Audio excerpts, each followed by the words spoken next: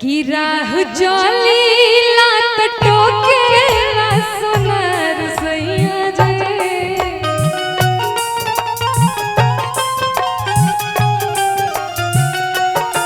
राह चली लात टोके ला सुनर सैया जे काहे नथिया गढ़वला उधार सैया जे काहे नथिया गढ़वला उधार सैया जे क्या करते थे साजना तुम हमसे दूर रह के क्या करते थे साजना तुम हमसे दूर रह के हम तो जुदाई में अकेले तुमको ही मांगा करते थे हाँ तुमको ही मांगा करते थे काहे नथिया गढ़वला उधार सैया जी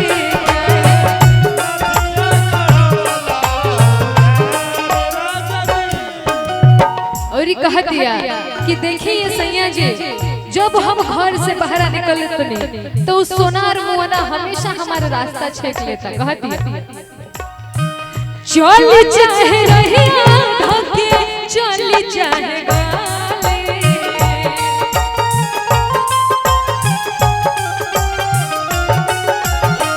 कहला कि है ने अब काले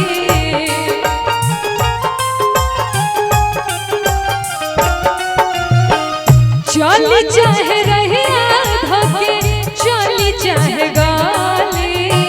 कहला कि है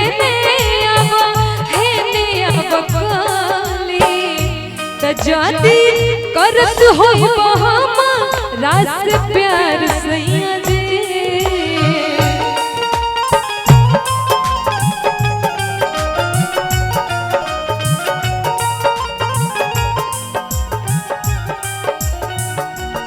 और बड़े भैया मानवाधिकार के महासचिव अजीत सिंह जी की तरफ से 100 रुपए का पुरस्कार है और कहना है आपके लिए जी जी आपके लिए बिल्कुल आपके लिए है हाँ हाँ बिल्कुल आपके लिए कहना है चल चाहे रहिया धके चल चाहे गाले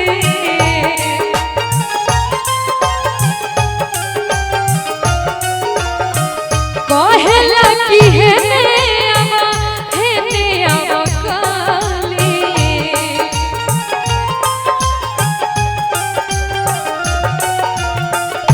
त जाती करत होई बहामा रास प्यार सैया जे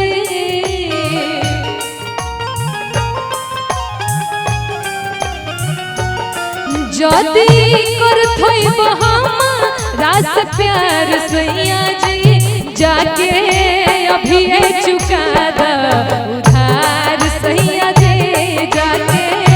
अभी चुका द उधार सैया जी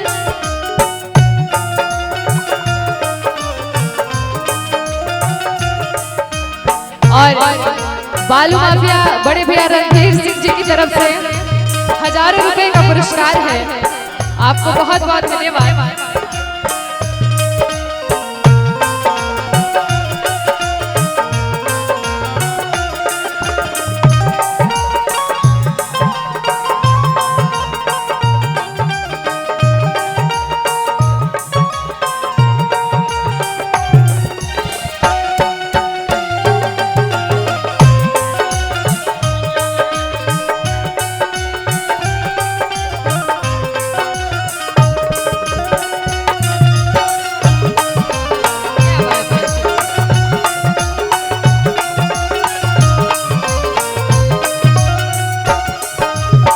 और ये दुल्हनिया कह दिया कि ये सैया जी देखिए जब हम सज संवर के गहना पहिरे ना तो हमरा के ओकर ताना याद आ जाला कह दिया सज संवर के जब पेन्हिला गहना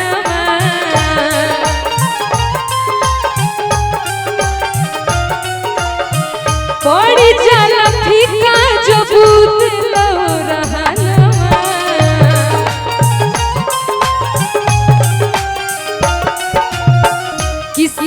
समर के जब पेहिला गहनवा पर जगह फीका जब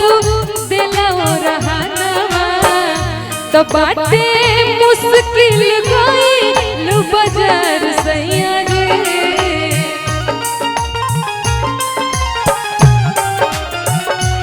बाटे मुश्किल गइल बाजार सैया रे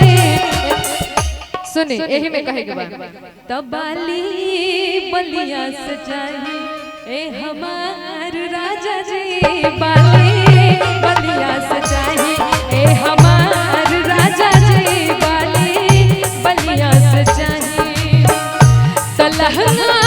लखनऊ चाही चटकदार राजा रे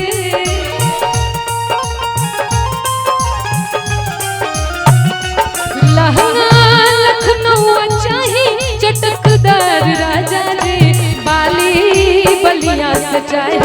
ए हमार राजा जी बाली बलिया सजाई ए हमार राजा जी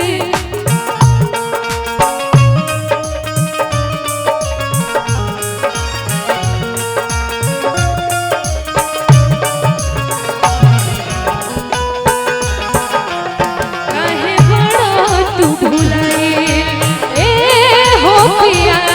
काहे बड़ा तू भुलाए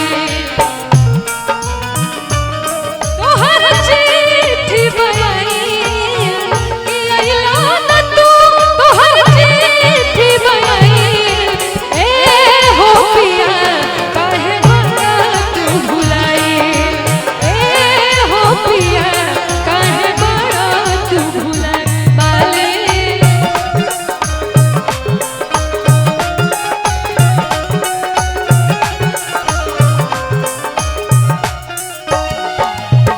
कहत रही कि देखी सैया जी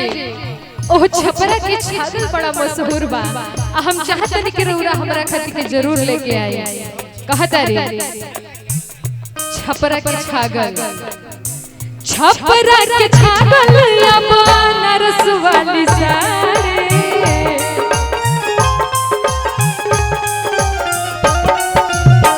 जौनपुर के झुमका राजा ऑर्डर करवा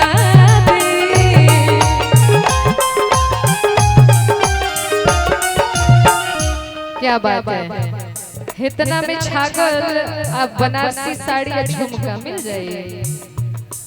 अच्छा रुआ लोग बताइए ना मिली ना आरा के ओठलाली कैसे मिली इतना में ओठलाली का कंपनी बहुत सारा कंपनी बाटे लेकिन ये कौन वाला यूज करेला अब राउर मैडम कौन कंपनी लगावेली हमके कैसे पता रही तो रुआ बता सकिना ना हम तो जौने मिलेला लगा लेला हम सिंपल आदमी हैं और कहे के बाद छपरा के छागल नरस वाली साड़ी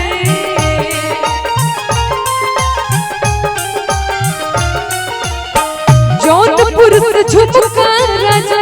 ऑर्डर करवा दे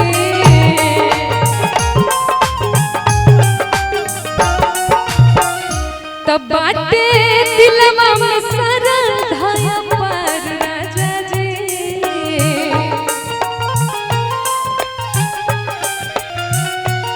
बाटे दिलवा में सरधाया पर राजा जी बाली बलिया सजाई ए हमार राजा जी बाली बलिया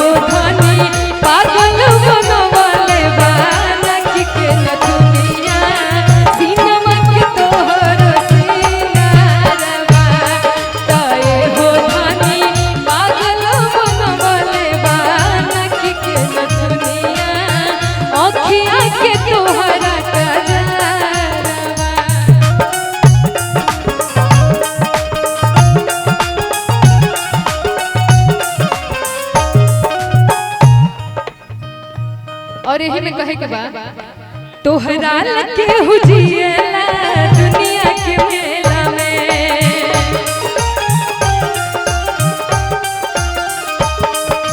तोहरा लगे हुजिएला दुनिया के मेला में,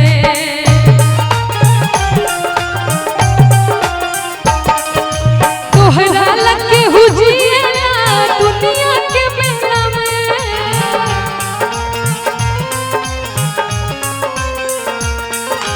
तोहरा लगे हुजिएला दुनिया के मेला में।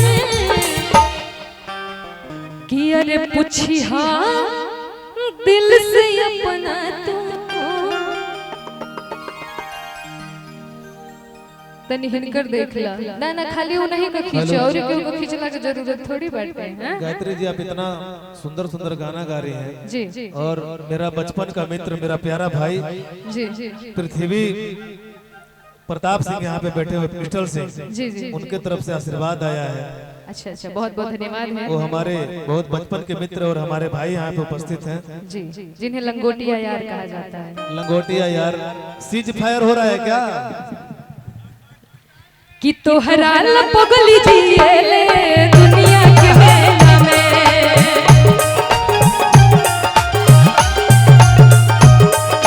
तोहरा लपगली जिएले दुनिया के मेला में,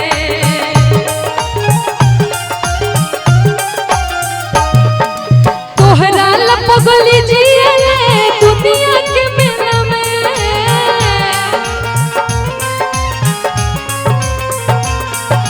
तोहरा लपगली जिएले दुनिया के मेला में। पूछी हाँ तू दिलवा से कबहू मिल के अकेला में,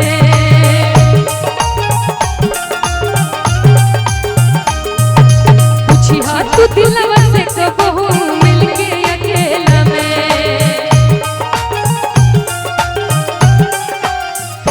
बाली बलिया से जाए हमार राजा जी बाली,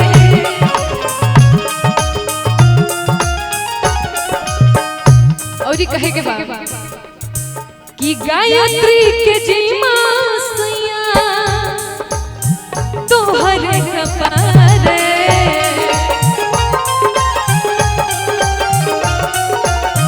औरंगाबाद में रह चाहे रह जाके आरे,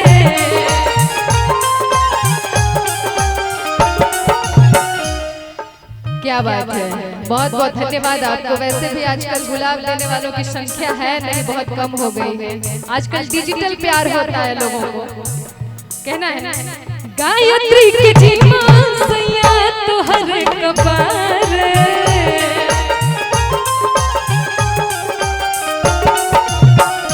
देव में रह चाहे रह जाके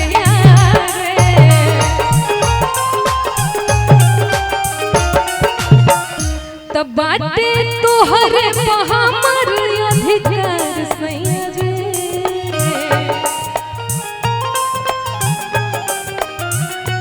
बाटे तोहरे हमर अधिकार सैया जी। बाली बलिया सजाही ए हमार राजा जी, बाली बलिया सजाही ए हमार राजा जी, बाली बलिया सजाही ए हमार राजा जी बाली।